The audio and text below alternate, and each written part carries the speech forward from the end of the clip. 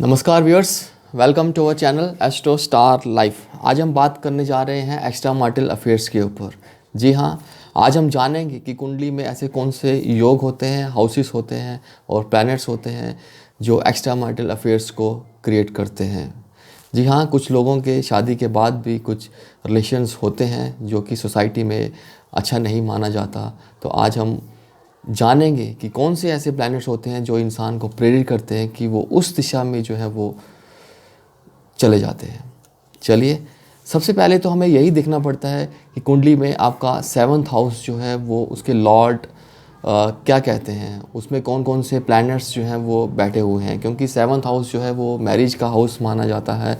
और अगर उनमें राहु बैठे हैं, सैटर्न बैठे हैं, मून बैठे हुए हैं या केतु बैठे हुए हैं तो एक्स्ट्रा मैरिटल अफेयर्स के चांसेस जो हैं वो बढ़ जाते हैं।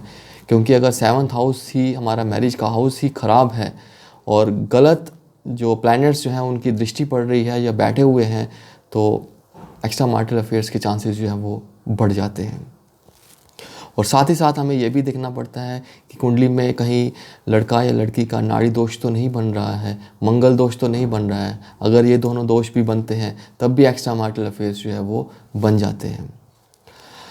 और उसके साथ साथ मंगल और वीनस, मार्स और वीनस जो हैं 5th हाउस में अगर बैठ जाते हैं या एस्पेक्ट करते हैं 11th हाउस से तो एक्स्ट्रा मैरिटल अफेयर्स जो हैं वो बन जाते हैं। और अगर मार्स, मून और वीनस इकट्ठे होके 11th हाउस में बैठ जाएं और एस्पेक्ट करें 5th हाउस को तब भी एक्स्ट्रा मैरिटल अफेयर्स जो हैं वो बन जाते हैं। और अगर 7th हाउस के लॉर्ड और 12th हाउस के लॉर्ड दोनों इंटरचेंज कर लें, आपस में जो है वो ग्रह परिवर्तन जो है वो कर लें, राशि परिवर्तन, तो तब भी जो है वो एक्स्ट्रा मैरिटल अफेयर्स जो हैं वो बन जाते हैं। और एक्स्ट्रा मैरिटल अफेयर्स जो है वो कैंसिल हो जाता है अगर 14 साल से पहले उस प्लैनेट्स की पोजीशंस का जो है दशा नहीं आ रही है तो वो कैंसिल हो जाता है। और 80 साल के बाद भी जो है वो कैंसिल हो जाता है अगर उनकी जो है वो दशा जो है वो आती है, मार्स की या वीनस की या राहु मून की दशा आती है तो वो एक्स्ट्रा मैरिटल अफेयर्स जो है वो कैंसिल हो जाता है। इसके साथ साथ हमें देखना पड़ता है आपका जुपिटर प्लैनेट। जुपिटर प्लैनेट जो है विजडम का कारक माना जाता है और अगर वो कुंडली में वीक है तो तब भी एक्स्ट्रा मैरिटल अफेयर्स जो है वो बन जाते हैं, क्योंकि जुपिटर ही है जो मैरिज लाइफ को जो है वो स्ट्रॉन्ग करता है और मैरिज लाइफ को जो है वो बनाता है। और अगर उनकी किसी की भी कुंडली में जुपिटर प्लैनेट वीक है तो एक्स्ट्रा मैरिटल अफेयर्स जो है वो बन जाते हैं। और साथ ही साथ अगर मंगल और शुक्र की कहीं दृष्टि पड़ रही है 7th हाउस पे या 5th हाउस पे तो एक्स्ट्रा मैरिटल अफेयर्स जो है वो बन जाते हैं। इसके साथ साथ अगर 7th हाउस के लॉर्ड जो है वो 6th हाउस, 8th हाउस और 12th हाउस में बैठे हैं तब भी जो है वो एक्स्ट्रा मैरिटल अफेयर्स के चांसेस जो है वो बन जाते हैं। और साथ साथ हमें ये भी देखना पड़ता है आपका 9th हाउस। 9th हाउस जो होता है वो लक का होता है। अगर उसके लॉर्ड 6th में या 8th में या 12th में बैठ जाते हैं तब भी जो है वो एक्स्ट्रा मैरिटल अफेयर्स जो है वो बन जाते हैं। और अगर कोई भी प्लैनेट जो है वो शुक्र की राशि में बैठ जाता है तो तब भी एक्स्ट्रा मैरिटल अफेयर्स जो है वो बन जाते हैं, क्योंकि शुक्र ही है जो अट्रैक्शन का कारक माना जाता है। शुक्र ही है जो एक्स्ट्रा मैरिटल अफेयर्स जो है वो क्रिएट करता है।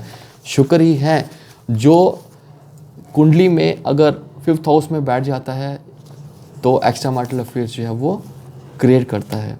और अगर 7th हाउस के लॉर्ड जो है वो स्ट्रॉन्ग हैं तो एक्स्ट्रा मैरिटल अफेयर्स बनने के चांसेस जो है वो कम हो जाते हैं। और अगर उनमें बुरे ग्रहों की दृष्टि नहीं भी पड़ रही है किसी की भी तो एक्स्ट्रा मैरिटल अफेयर्स के चांसेस जो बनने में जो है वो कम हो जाते हैं।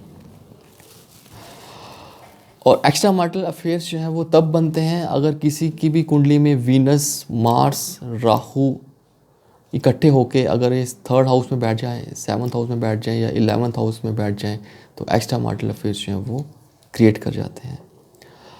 और अगर शनि बैठे हैं आपके 7th हाउस में तो एक्स्ट्रा मैरिटल अफेयर्स जो है वो बन जाते हैं, क्योंकि शनि जो है वो मैरिज हाउस को ख़राब करते हैं और मैरिज हाउस की लाइफ को जो है वो एक किस्म से सेपरेशन का काम करते हैं। राहु केतु का बैठना सेपरेशन का काम करता है। मैरिज हाउस मैरिज को जो है वो तोड़ने का काम करता है और मैरिज लाइफ जो है वो अच्छी नहीं चल पाती है। इससे जो है वो एक्स्ट्रा मैरिटल अफेयर्स के चांसेस जो है वो बन जाते हैं। आज हमने जाना प्लैनेट्स का हाउसेस का और दृष्टियों का, एस्पेक्ट्स का क्या रिलेशन होता है और कैसे जो है वो एक्स्ट्रा मैरिटल अफेयर्स जो है वो हमारी कुंडली में बनते हैं। इंसान चाह कर भी एक्स्ट्रा मैरिटल अफेयर्स में घुसता चला जाता है और इससे क्या होता है, मैरिज लाइफ जो है वो ख़राब हो जाती है और जो कि हमारी सोसाइटी में जो है वो अच्छा नहीं माना जाता है एक्स्ट्रा मैरिटल अफेयर्स का।